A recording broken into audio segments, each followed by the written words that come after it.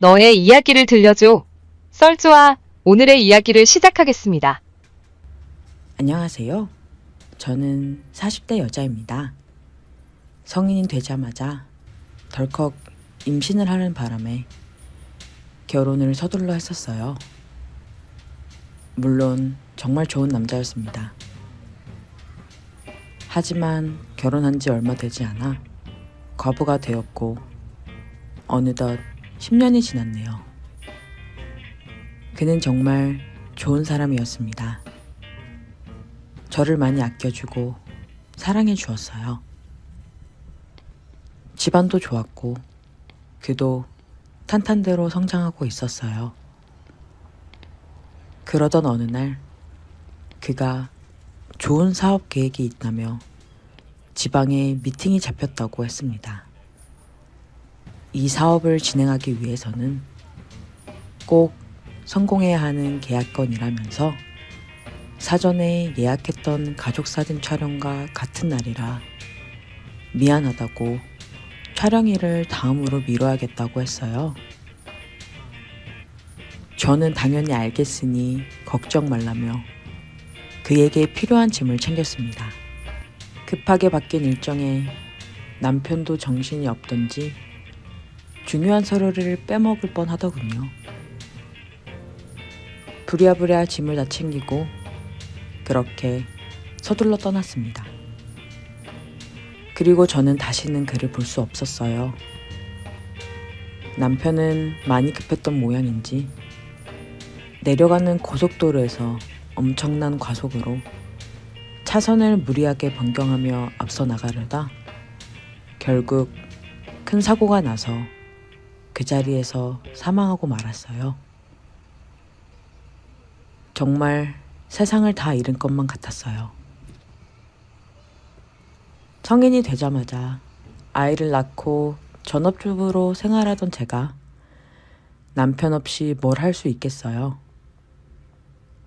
그냥 저도 남편을 따라가고 싶었지만 제게 하나뿐인 딸을 위해 정신을 차렸습니다. 남편의 재산과 사망보험금 그리고 시댁에서 도와주신 덕분에 작은 건물을 하나 마련할 수 있었어요. 할 수 있는 게 없어서 월세라도 받아먹고 살아야 했으니까요.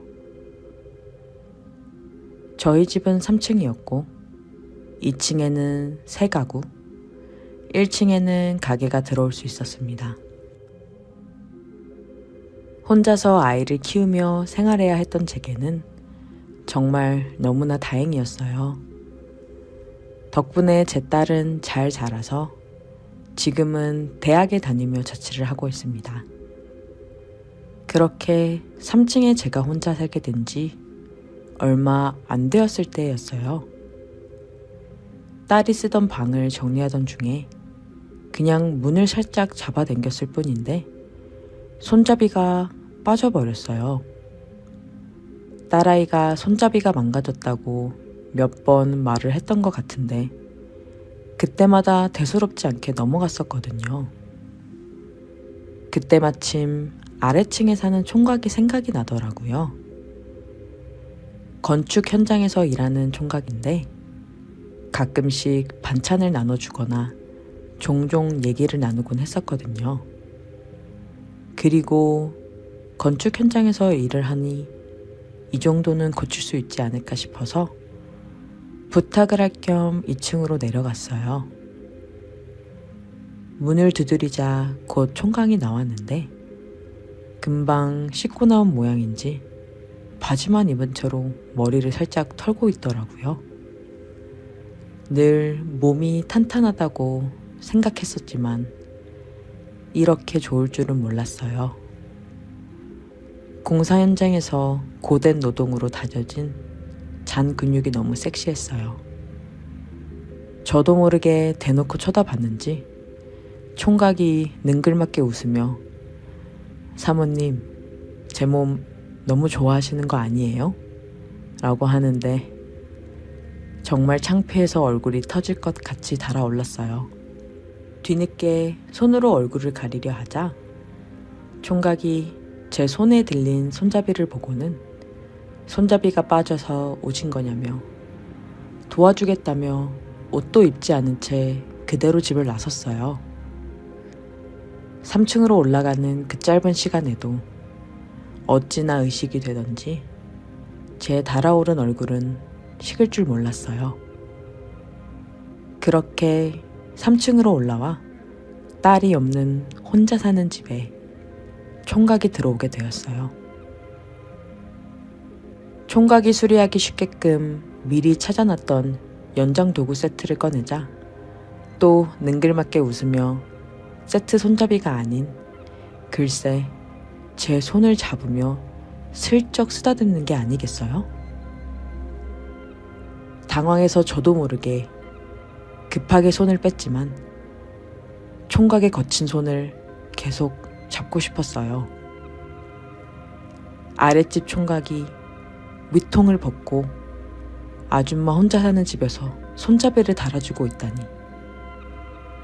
총각은 연장을 이리저리 만지며 손잡이를 고치는데 그럴 때마다 그의 팔뚝에 요동치는 근육이 너무 섹시해서 미칠 것만 같았어요. 그렇게 그의 옆에서 계속 쳐다보다가 저도 모르게 총각의 팔뚝을 덥석 잡아버렸습니다. 정말 단단했습니다. 저 아래도 이렇게 단단할지 궁금해지더라고요. 손잡이를 고치던 총각이 또 씩 웃더니 다 고쳤다며 팔뚝을 잡았던 제 손을 잡아 그 손잡이를 잡게 하더라고요.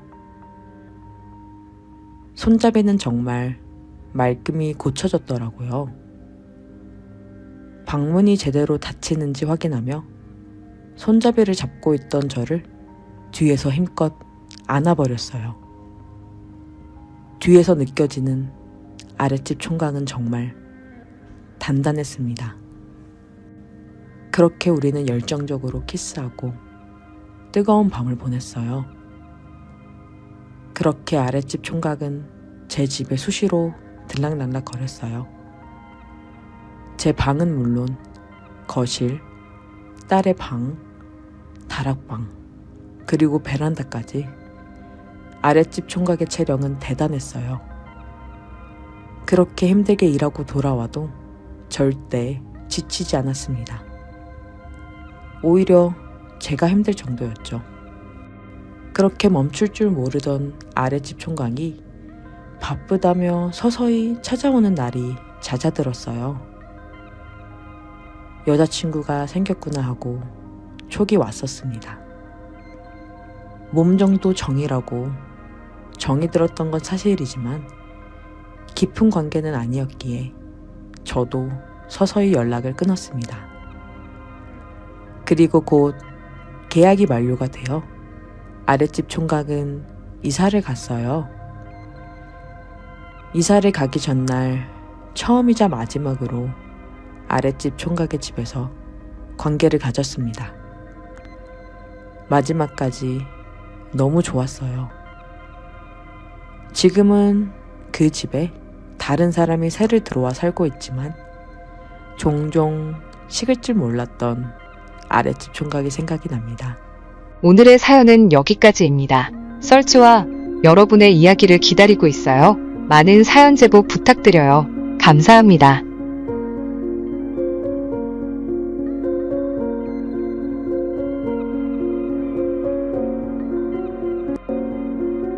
너의 이야기를 들려줘. 썰주와 오늘의 이야기를 시작하겠습니다. 안녕하세요. 저는 이번에 재수를 하게 된 불운의 재수생입니다. 수능이 끝나고 얼마나 울었는지 모르겠어요. 그런 제 모습을 보고 부모님께서도 많이 속상하셨는지 괜찮다고 위로를 해주시면서 1년 동안 아낌없이 지원해 줄 테니 재수를 하고 싶으면 하라고 하시더라고요.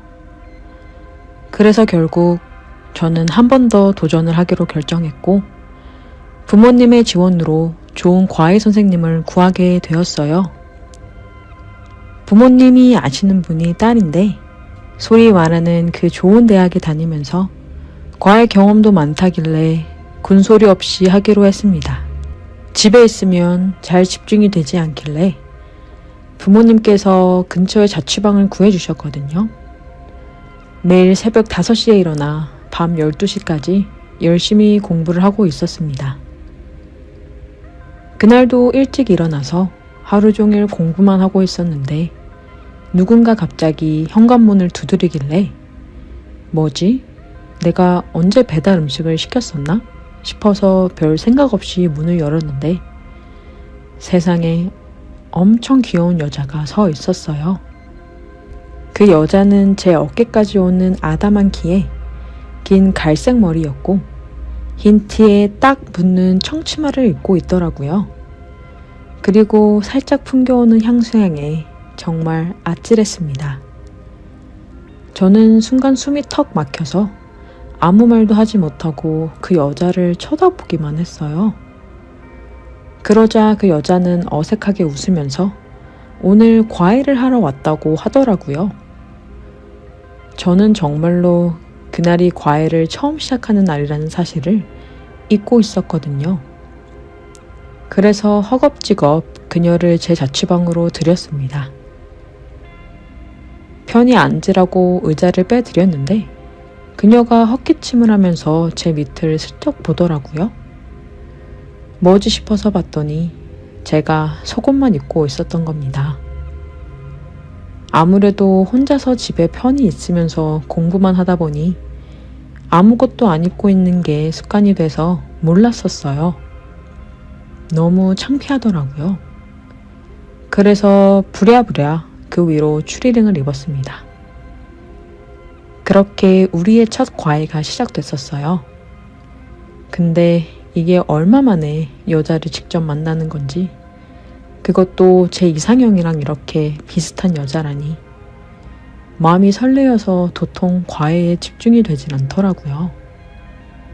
그리고 저도 모르게 문제에 관련된 질문이 아닌 그녀에게 관련된 질문만 하고 있었어요. 남친은 있는지, 몇 살인지, 뭐 이런 것들만 저도 모르게 계속 묻자 그녀는 집중 못하는 제가 웃겼던지 슬쩍 웃으면서 다시 문제에 집중해 달라고 하는데 그 모습이 정말 천사같이 예뻤습니다.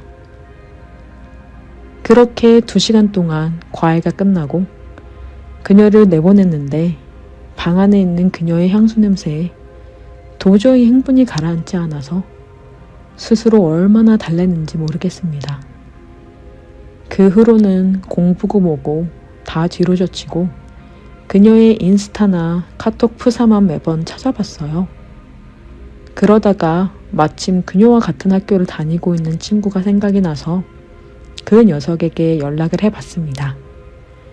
혹시 이 여자를 알고 있냐면서 물으니까 그 친구는 오히려 저한테 우리 과탑 여신을 너가 어떻게 아냐면서 되묻더라고요. 과탑 여신이라니. 그녀의 외모라면 충분히 그러고도 남을만 했지만 그럴수록 저한테서 멀어지는 느낌만 들어서 우울하더라고요. 그 잘난 대학에 다니면서 과탑의 여신이라니. 제 스스로가 패배자인 것만 같아서 술이 먹고 싶어졌습니다. 그래서 그 녀석에게 자초지종을 설명하고 주말에 술이나 한잔하자면서 약속을 잡았어요. 그렇게 어영부영 집중이 되지도 않는 문제집을 풀면서 매일매일 그녀의 인스타를 확인하다 보니 그 약속한 주말이 되었고 그 녀석이 다니고 있는 대학 근처 술집에서 만나기로 했습니다. 대학 근처고 주말이다 보니 술집에 사람이 꽤 많더라고요.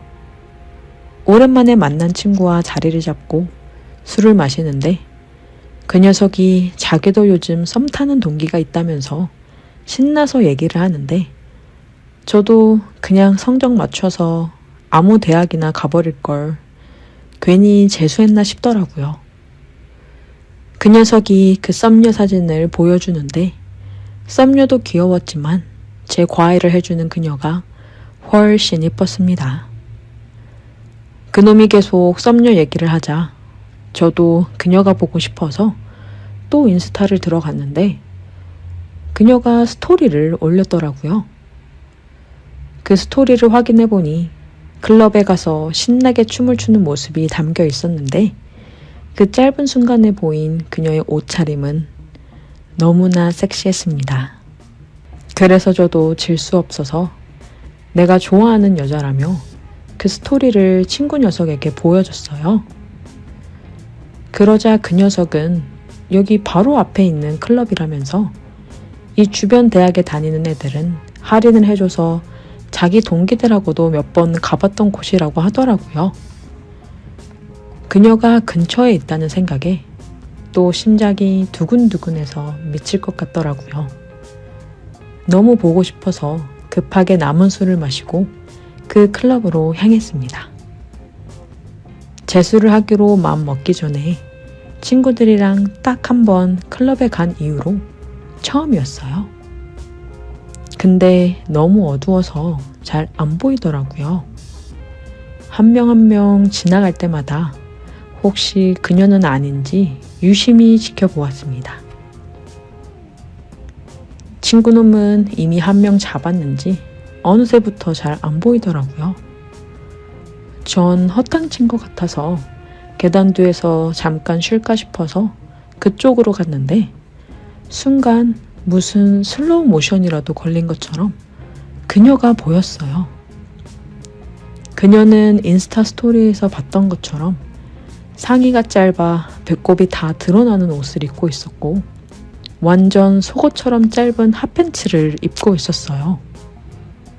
귀엽기만 했던 그녀가 이렇게 섹시할 수도 있다니 전 정말 코피가 터질 것만 같았습니다. 그녀는 신나게 춤을 추고 있더라고요. 그래서 뒤로 슬쩍 다가갔습니다. 저도 춤을 추는 척하면서 슬금슬금 그녀의 뒤로 다가가 그녀의 허리에 팔을 두르고 몸을 밀착시켰어요. 상의가 짧아서 그녀의 맨살이 제 손에 닿는데 정말 짜릿했습니다. 그녀는 제 스킨십에서 아랑곳하지 않고 춤을 추더라고요. 그 모습에 제가 더 허리를 꽉 안아버리자 저를 쳐다보지도 않고 그대로 팔을 올려 제 목을 쓰다듬더라고요. 그녀의 손길에 정말 미칠 것만 같았습니다. 그렇게 서로를 꽉 안은 채 춤을 췄어요. 그러다가 제가 더 이상 참을 수가 없어서 그녀의 턱을 잡아 키스를 했습니다. 그녀는 제 키스에 몸을 돌려 그냥 저를 안아버리면서 더 강렬히 키스를 퍼붓더라고요. 결국 우리는 마주보면서 서로를 안고 미친 듯이 키스를 했습니다. 중간중간 서로 눈이 마주치긴 했는데 아마도 그녀는 저를 알아보지 못한 것 같아요. 그래서 어떻게 할까, 이대로 데리고 밖으로 나갈까 키스를 하면서 계속 고민을 하고 있었는데 갑자기 어떤 여자가 그녀의 팔을 잡아 당기더라고요. 서로 집중하면서 키스를 하고 있었는데 이게 뭐지 싶었어요. 알고 보니 그녀의 친구였더라고요. 그래서 마지막에는 인사도 제대로 하지 못하고 그녀는 그녀의 친구와 함께 사라졌습니다. 제가 좋아하는 여자의 허리를 감싸 안고 그렇게 정열적으로 키스를 했다니 도저히 믿겨지지 않는 밤이었어요. 결국 저도 친구와 함께 클럽을 나왔고 첫 차를 타고 집에 왔습니다. 집에 도착한 후에 씻고 자려고 누웠는데 해가 떠서 그런 건지 아니면 아직도 흥분해서 그런 건지 쉽게 잠이 오질 않더라고요. 그래서 그녀와의 키스를 떠올리며 스스로를 위로하느냐 정말 힘들었습니다. 다음 주에 그녀가 제 자취방에 와서 또 과외를 한다는 생각에 미칠 것만 같더라고요. 그녀를 만나면 그때 그 클럽에서 키스했던 남자가 저였다는 사실을 밝혀도 되나요? 아니면 그냥 아무 말도 말아야 하나요? 만약 밝힌다면 그 후에도 그녀는 계속 과외를 할 수 있을까요? 아님 불편해할까요? 그녀에게 좋아한다고 고백해도 되는 건지 모르겠어요. 공부가 손에 잡히질 않아요. 제발 제가 어떻게 해야 하는지 알려주세요. 오늘의 사연은 여기까지입니다. 썰주와 여러분의 이야기를 기다리고 있어요. 많은 사연 제보 부탁드려요. 감사합니다.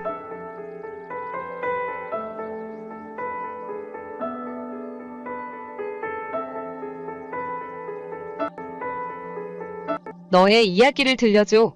썰주와 오늘의 이야기를 시작하겠습니다. 오늘의 사연 시작합니다. 안녕하세요. 저는 작년에 대학을 졸업한 20대 후반 남자입니다. 졸업하기 전부터 공채다 인턴이다 지원할 수 있는 곳에 다 지원해봤지만 딱히 스펙이랄 것도 뭐 특출난 게 없었고 학점도 그냥 보통이어서 그런지 인터뷰까지 본 곳이 한 군데도 없었어요. 저만 취업하기 힘든 게 아니라며 스스로를 위로하면서 뭐랄까 이것저것 알아보고 있던 와중에 저만의 가게를 차리고 싶어졌어요. 제가 어렸을 때 저희 어머니께서 조그마한 식당을 운영하셨었거든요. 그때 그저 어린 마음에 사랑하고 존경하는 어머님처럼 저도 식당 주인이 되고 싶다고 막연하게 꿈꿔왔었거든요. 그래서 멀지 않은 미래에 제 가게를 오픈하기 위해 먼저 일을 배워보자 싶어서 고깃집에서 일을 하기 시작했어요. 대학교 졸업 후 거의 곧바로 일을 시작해서 시작한 지는 오래되지는 않았지만 제가 열심히 하는 모습을 잘 봐주신 사장님 덕분에 지금은 가게에서 매니저로 일을 하고 있습니다. 주말은 가게에서 항상 일을 하고 있고 평일에 하루나 이틀 정도 쉬고 있습니다. 아무래도 알바생을 많이 쓰다 보니 책임감 없는 몇몇 사람들이 자주 그만둬서 늘 일손이 부족하기 때문에 원래는 주 5일 일하기로 하고 시작한 일인데 매니저가 되면서 6일 일하게 되는 날들이 더 많이 있는 것 같아요. 그것뿐만이 아니라 아무래도 고깃집 일이 워낙 힘들다 보니 사람도 자주 바뀌어서 조금 친해졌다 싶으면 그만두고 친해졌다 싶으면 그만두더라고요. 특히나 젊은 친구들이 이 일을 그냥 알바라고 생각해서 그런지 책임감을 잘 못 느끼고 그만둔다는 말도 안 하고 그냥 연락을 두절하면서 그만두더라고요. 이렇게 어린 친구들한테 한두 번 대인 게 아니라 새로 직원을 뽑을 때는 나이가 조금 있는 분들을 선호하고 있습니다. 그렇게 얼마 전 새로 홀서빙 직원을 뽑았는데 요즘 마땅히 일자리가 없어서 그런 건지 정말 많은 사람들이 지원을 했더라고요. 젊은 여자부터 나이 많은 아저씨까지 연령대마저 다양하게 지원을 했어요. 젊고 힘 좋은 청년을 뽑을까 하다가 결국 제가 선택한 사람은 나이가 40살인 이모님이었어요. 처음에는 아무래도 이모님이 나이도 많고 그래서 서먹서먹했는데 제가 먼저 친절하게 일하는 것도 알려드리고 부침성 있게 먼저 다가갔더니 금방 친해지게 되었습니다. 이런 일을 많이 안 해보셨다고 해서 제가 더 신경 써서 알려드렸어요. 그랬더니 함께 일한 지 2주가 지났을 때 이모가 퇴근하시다 말고 저를 한번 안아주고 가시더라고요. 저는 갑작스러운 포옹에 놀라긴 했지만 이모의 감사와 애정 표현이라고 생각하고 기쁜 마음으로 받아주었습니다. 그런데 그 이후로 그 다음 날부터 퇴근할 때마다 매일같이 포옹을 해주시고 일하다가 조금 힘든 일을 제가 도와주거나 할 때면 어김없이 제게 포옹을 해주셨어요. 약간 이상하다 싶긴 했지만 이때도 그냥 조카 같은 마음으로 저를 대해주시나 보다 싶었습니다. 그런데 저번 달에 직원들을 모두 데리고 회식을 하고 있는데 이모가 회식 끝나고 집에 갈 때 사람들이 안 보는 곳에서 갑자기 포옹해 주시고 볼에 뽀뽀를 하시는 게 아니겠어요? 진짜 순간 너무 당황해서 눈이 커졌고 어떻게 반응해야 좋을지 모르겠더라고요. 그래도 너무 놀란 티를 내면 이모가 미안해할 것 같아서 아무렇지 않은 듯이 이모를 집에 보내드리고 저는 멍한 상태로 집에 돌아왔습니다. 그냥 이모가 술을 드시면 조금 스킨십을 좋아하는 뭐 그런 주정을 부리는구나 싶었습니다. 그런데 그로부터 일주일 후에 또 다시 직원들끼리 모여서 술을 한 잔 먹었는데 그때 또 회식 중에 제 옆에 앉아서 뽀뽀를 해주는 겁니다.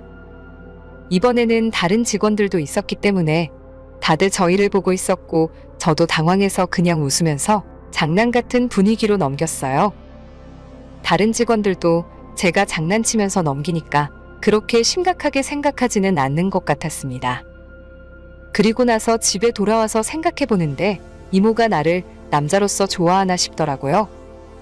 원래 이모님이 저와 나이 차이도 많이 났기 때문에 한 번도 여자로 생각해 본 적 없었는데 그날 이후로 자꾸 이모님을 의식하게 되고 이모가 나를 좋아하나? 라는 생각이 머릿속에서 떠나지 않게 되었습니다.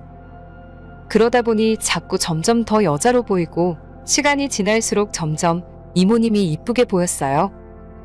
나이 20대 또래 여자는커녕 30대도 아닌 40살 아주머니를 좋아하는 게 정상인가 싶었지만 제 마음은 이미 이모님에게 빠져들어 정신을 못 차리고 있었습니다.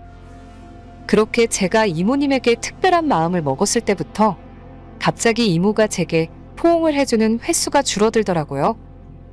매일 저녁 이모님이 안아주는 것만 점점 기다리게 되고 그러다가 안아주고 퇴근하면 집에 가는 내내 기분이 날아갈 듯 좋았고 혹시라도 이모님이 깜빡하고 그냥 퇴근하면 뭔가 나한테 안 좋은 감정이 있나 싶어서 한없이 우울해지더라고요. 그러다가 결국 참지 못하고 이모님에게 직접 물어봤습니다. 왜 요즘에는 제게 포옹을 해주시지 않으시냐고요? 제가 단도직입적으로 물어보자 이모는 약간 당황하면서 자기가 안 안아줘서 삐졌냐고 웃으며 말하더라고요.